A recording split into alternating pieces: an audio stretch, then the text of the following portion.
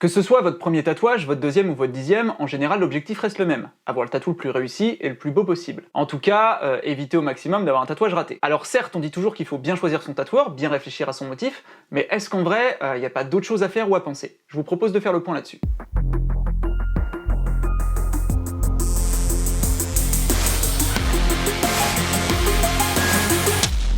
Bonjour à tous, aujourd'hui je vais vous donner quelques conseils, 10 pour être exact, pour réussir votre tatouage. Un tatou, on le dira jamais assez, c'est quelque chose qui va vous suivre, que vous allez garder toute votre vie, il va faire partie de vous et c'est vraiment important qu'il soit réussi. Que ce soit vis-à-vis de vous, de l'estime que vous avez de vous-même, parce que l'intérêt c'est quand même de vous sentir bien dans votre corps, donc si ça a l'effet inverse, ça peut très vite être difficile à vivre, ou vis-à-vis des autres, parce que même si un tatouage ça se fait pas pour les autres, c'est quelque chose qui attire l'œil, que les gens vont forcément regarder et retenir de vous. Et au même titre que votre coiffure, votre style vestimentaire, etc., ça va renvoyer une image plutôt positive ou négative de votre personne.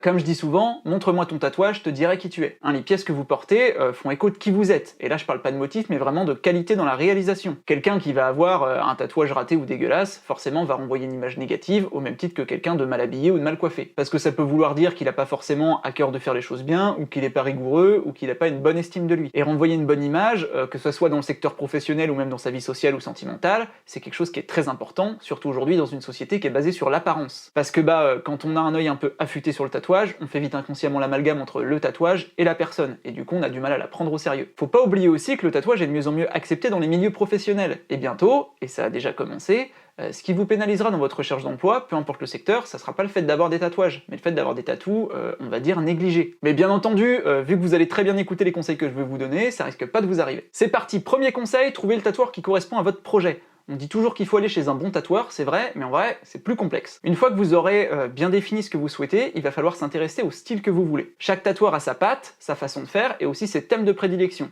Donc il va vous falloir trouver un tatoueur qui, de 1, a un style qui vous plaît, et de 2, va être intéressé par votre sujet et à l'aise avec. C'est pas parce qu'un pote vous a dit « va voir ce tatoueur, il est super bon », qu'il sera bon pour votre projet. Plus vous allez aller vers quelqu'un de spécialiste dans ce que vous voulez faire, plus vous allez avoir de chances d'avoir un tatouage qui claque. Donc prenez le temps de fouiller sur les réseaux sociaux, dans les magazines, et quand vous aurez trouvé quelqu'un qui vous plaît, là, regardez son travail et voyez s'il a déjà fait des pièces dans le thème de ce que vous souhaitez. Si par exemple c'est un tatoueur qui dans son book n'a que des fleurs et ne fait jamais d'animaux, n'allez pas lui demander de vous faire, je sais pas moi, un élan. Parce que si lui, dans ce qu'il présente au public, que ce soit ses tatouages ou ses dessins, ne montre pas d'animaux, et c'est sans doute que c'est pas son truc, ou qu'il a tout simplement pas envie d'en faire. Et vous aurez beau lui dire « ouais mais fais-le à ta sauce, moi j'adore ce que tu fais », le fait est qu'a priori, quoi qu'il arrive, c'est pas son rayon, ou ça s'adapte pas à son style. Et là donc, soit il vous dira non, soit il finira par vous dire oui sans grande conviction, et votre tatouage sera pas optimal. Donc le mieux dans ces cas-là, c'est vraiment d'essayer de trouver un autre artiste qui a un style similaire mais qui lui fait des animaux. Et là tout le monde sera content. C'est important de travailler avec quelqu'un qui est vraiment emballé par votre projet et qui a vraiment les compétences qui correspondent. Encore une fois, être un bon tatoueur veut pas dire être bon dans tous les tatouages. Donc choisissez-le bien, c'est vraiment important, et surtout n'oubliez pas qu'à moins que vous ayez vraiment du bol, il y a peu de chances qu'il soit dans la rue à côté de chez vous. Donc n'ayez pas peur de bouger, c'est pour la vie. S'il faut traverser la France ou même aller dans un autre pays, mettez-y les moyens, vous le méritez vraiment, qui que vous soyez, vous n'êtes pas n'importe qui. Donnez-vous de la valeur, offrez-vous ce qu'il y a de mieux. Une paire de chaussures, un téléphone, ça change. Un tatouage,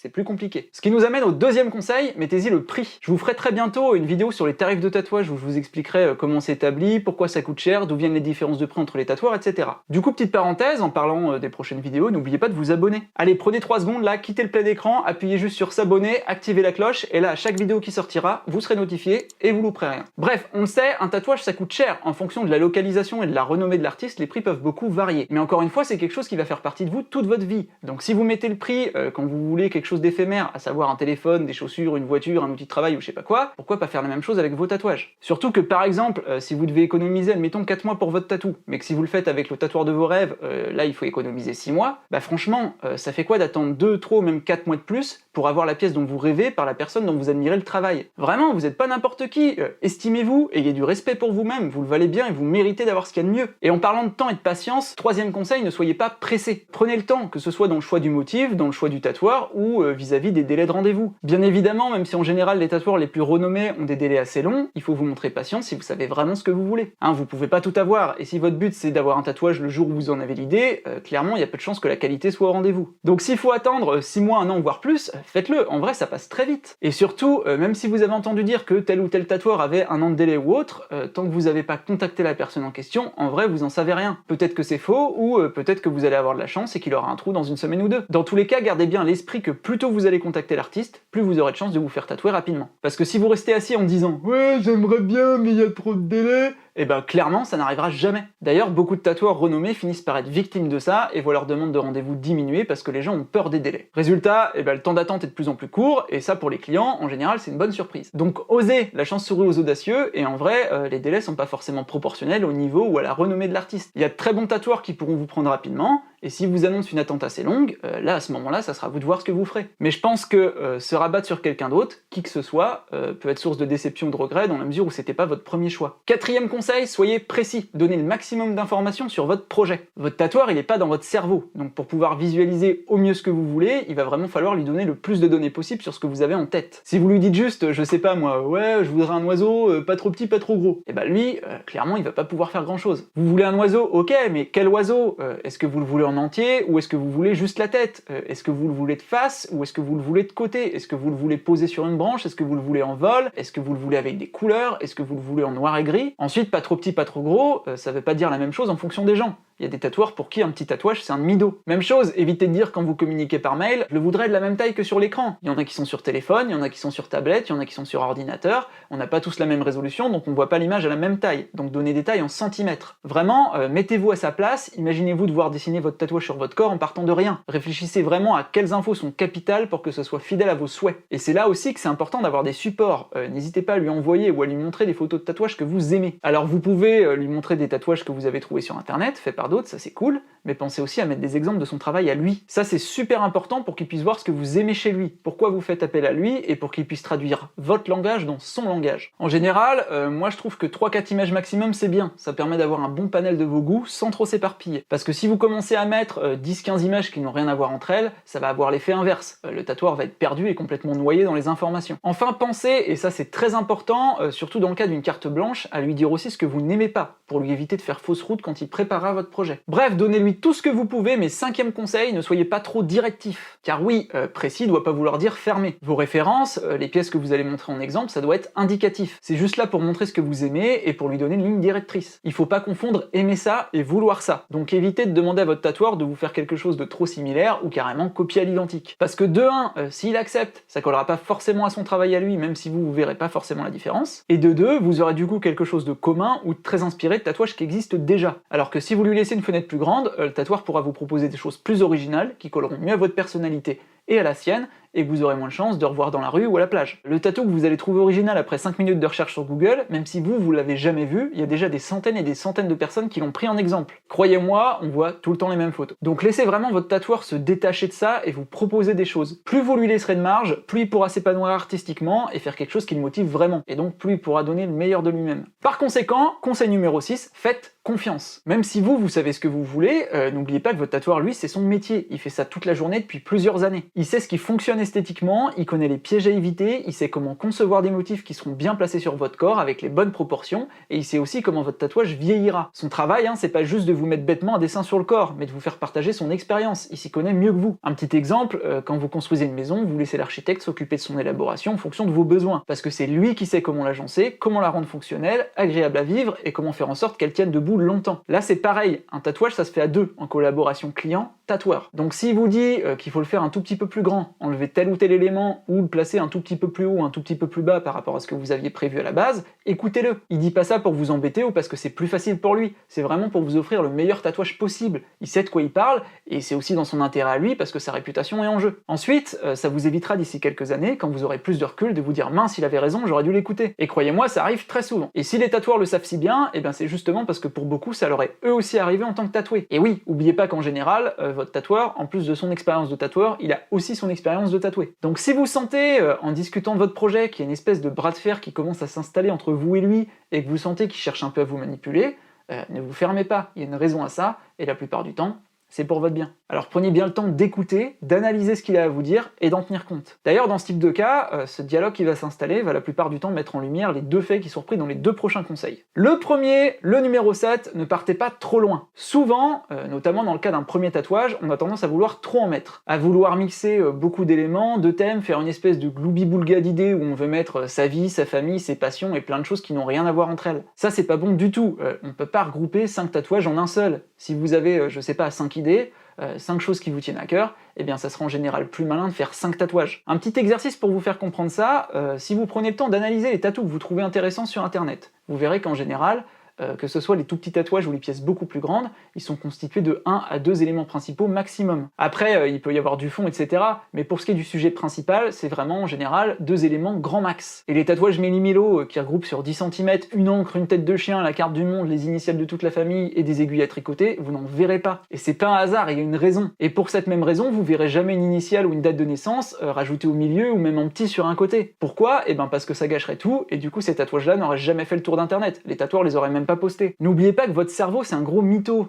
Les choses qui sont possibles dans votre tête ne sont pas forcément vraies. Si je vous demande, je sais pas, d'imaginer un tunnel qui va jusqu'en Chine, en passant par le centre de la Terre, ça va vous paraître complètement faisable. Il est là, hein, vous le visualisez avec les petits bonhommes qui descendent et tout, sauf que dans la vraie vie, il y a une infinité de contraintes physiques qui font que c'est totalement impossible. Le tatouage, c'est pareil, et entre votre tête et la main qui va vous tatouer, il y a une barrière qui s'appelle le monde réel, et ça faut en tenir compte. Si votre tatoueur vous dit que quelque chose est pas possible, ou risque de dénaturer votre tatouage, là aussi arrêtez de croire que c'est parce qu'il a la flemme, que c'est trop dur pour lui, ou que c'est qu'une question de goût. Encore une fois, vous avez décidé de lui faire confiance, donc faites-le à 100%. Et surtout, lui dites pas « Ouais, mais toi t'es super fort, tu vas me gérer ça ». Parce que même si des fois dans ces cas-là, on finit par céder et on arrive à se débrouiller pour que ça tienne à peu près debout, le fait est que ça reste du à peu près, et c'est très très loin d'être aussi bien que si on nous avait écouté. Donc limitez vos éléments, ne vous éparpillez pas, ne cherchez pas à être trop originaux, on est des millions à être tatoués, donc tout a forcément déjà plus ou moins été fait. Vous n'inventerez rien. Maintenant je leur dis, ce qui va faire la différence, c'est la réalisation, la qualité de ce que vous allez porter. Enfin, concernant le second fait qui ressort souvent des échanges tatoueurs-clients, donc le conseil numéro 8, n'ayez pas peur de la taille. À partir du moment où vous avez décidé de vous faire tatouer, que votre tatouage occupe 3 cm, 10 cm ou 30 cm sur votre bras, c'est pareil, vous serez tatoué. Il faut arrêter de croire que tatouage et discrétion sont compatibles. Un tatouage, peu importe sa taille, ça se voit, ça attire l'œil. Si vous vous retrouvez face à quelqu'un qui n'aime pas les tatouages, que votre tatou fasse quelques centimètres de plus ou de moins, ça changera absolument rien sur le regard que portera cette personne. C'est pas la taille qui compte, donc n'ayez pas peur, si vous le faites, faites-le à fond. Votre tatouage, pour fonctionner et avoir de la gueule, il doit être proportionnel à votre corps, il doit occuper l'espace, il doit suivre vos courbes. Ensuite, plus il va être gros, plus il va être riche en détails, plus il va être soigné, plus les traits vont paraître fins, plus il va être aéré et mieux il va vieillir. Ça aussi on voit très souvent des gens qui se sont fait il y a quelques années des toutes petites pièces pour avoir quelque chose de discret, de fin et pas trop pâté, et bien aujourd'hui ils viennent nous voir pour les recouvrir. Parce que justement ça a viré au pâté, ça a plus rien de fin, c'est devenu étouffé et ça ressemble plus à rien. Tout l'inverse de ce qu'ils voulaient. Et au final, en le recouvrant, ils font quoi? Et ce qu'ils auraient dû faire dès le départ, une pièce plus grande et plus en accord avec l'emplacement. Donc là aussi, si votre tatoueur vous dit qu'il faut agrandir, c'est pas pour vous prendre plus d'argent ou se la raconter, c'est parce que c'est vraiment nécessaire pour qu'il puisse vous faire quelque chose que vous ne regretterez pas. Conseil numéro 9, c'est votre tatouage. C'est vous qui allez le porter toute votre vie. Donc faites-le pour vous, pas pour faire comme les autres, et surtout encore plus important, vous devez être le ou la seule à décider. Votre corps est à vous, c'est pas à vos parents ou à votre conjoint de décider de ce que vous allez porter, que ce soit en totalité ou en partie. J'ai même envie de vous dire, leur demandez même pas leur avis. Souvent on a des clients qui viennent nous voir, ils savent parfaitement ce qu'ils veulent, on définit le projet, on prend rendez-vous, et quand ils arrivent le jour J, entre-temps ils en ont parlé à leurs parents, à leurs potes, à leurs conjoints, et là d'un coup ils veulent tout changer parce qu'ils se sont fait retourner la tête par 5 personnes qui se sont sentis obligés de donner leur avis, qui sont tous différents. C'est d'ailleurs pour ça que de plus en plus, les tatoueurs ne montrent plus les dessins ou les maquettes à l'avance, pour que le client soit seul à décider et éviter qu'il se fasse influencer. D'ailleurs, soyez aussi en accord avec vous-même, vous faire tatouer doit vous servir à affirmer qui vous êtes, et non pas devenir quelqu'un d'autre. Par exemple, copier les tatouages d'un acteur musclé ne vous rendra ni musclé, ni acteur. Donc profitez du tatouage pour développer votre personnalité, et non pas pomper celle d'un autre. 10e conseil, soyez détendu. Ok, c'est pour la vie, ok, c'est important, mais c'est qu'un tatouage. Relativisez le truc. Plus vous allez vous montrer stressé ou angoissé, plus ça va se répercuter sur votre tatoueur et par conséquent sur votre tatouage. Donc restez tranquille, même si je conçois bien que pour un premier tatou, c'est toujours plus facile à dire qu'à faire. On voit d'ailleurs clairement chez nos clients et chez nous-mêmes la différence de stress et de prise de tête entre le premier et, je sais pas, le 5e tatou par exemple. Le premier en général c'est oh mon dieu, qu'est-ce que je fais? C'est pour la vie? Est-ce que je vais regretter? Est-ce que je veux bien ça? Est-ce qu'on peut faire ce trait-là un tout petit peu plus long? Et si on change ça là, ça donne quoi? Et le 5e en général,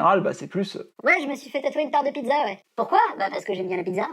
Donc vous voyez, faut vraiment relativiser la chose. Même si c'est quelque chose qui va rester, c'est qu'un dessin sur votre peau. Donc si vous savez ce que vous voulez, justement, vous prenez pas la tête outre mesure. Appliquez les conseils que je viens de vous donner, refilez le bébé à votre tatoueur que vous aurez bien choisi, et à partir de là, tout se passera bien. Reposez-vous sur lui et laissez-le faire. Que tel ou tel trait soit un peu plus long ou tel endroit soit un peu plus foncé, en vrai ça changera absolument rien à votre vie, et en aucun cas ça doit vous empêcher de dormir ou susciter 15 minutes de débat. De toute façon, encore une fois, votre tatouage il sera jamais comme vous l'imaginez. C'est pas forcément qu'il sera mieux ou moins bien, il sera juste différent. Il faut accepter cette marge de flottement. Alors quitte à ce que ça soit différent de ce que vous imaginez, autant laisser vraiment champ libre et avoir une bonne surprise. Donc s'il vous plaît, ne pinaillez pas, ça sert à rien à part vous torturer l'esprit et mettre la pression à celui qui vous tatouera. N'oubliez pas que de toute façon, votre tatou il sera jamais parfait. C'est de l'encre, donc un liquide dans de la peau, soit un support vivant. L'encre est déposée avec une aiguille par la main de quelqu'un d'autre via une machine qui vibre. Tout ça c'est quand même beaucoup de paramètres qui restent aléatoires et c'est pas une gravure laser sur métal. Votre tatouage il va cicatriser, il va évoluer, il va vieillir, il va prendre des coups dans la gueule, comme vous. Et comme pour vous qui allez grossir, prendre des rides, des vergetures, des cicatrices et faire l'expérience de la gravité, eh bien ça n'est pas grave, ça fait partie du jeu et c'est pareil pour tout le monde. Donc tout ça on peut le résumer simplement. Si vous vous autorisez à vous offrir ce qu'il y a de mieux, que vous choisissez la personne adaptée à ce que vous voulez, et que vous lui laissez totalement champ libre sur la réalisation, et bien là vous aurez un tatouage qui vous sublime, dont vous serez fier, qui vous donnera confiance en vous, et qui suscitera l'admiration des autres. C'est pas si compliqué au final. Et si avec tout ça vous n'arrivez pas à faire confiance à la personne en face, c'est soit que vous l'avez mal choisi, qu'il n'est pas fait pour vous, qu'il n'y a pas le feeling, soit que vous êtes tout simplement pas prêt à vous faire tatouer. En tout cas, si vous avez des conseils à donner aux autres, que vous vous reconnaissez dans certaines choses que j'ai évoquées, et ou que vous voulez partager votre expérience, n'hésitez pas à mettre un petit commentaire en dessous et à répondre à ceux des autres. Voilà, j'espère que cette vidéo vous a été utile, vous pouvez bien entendu cliquer sur le petit pouce, me suivre sur les réseaux, moi je vous prépare déjà la prochaine, en attendant, aimez-vous, accordez-vous de la valeur, offrez-vous ce qu'il y a de mieux, et surtout, ne faites pas n'importe quoi.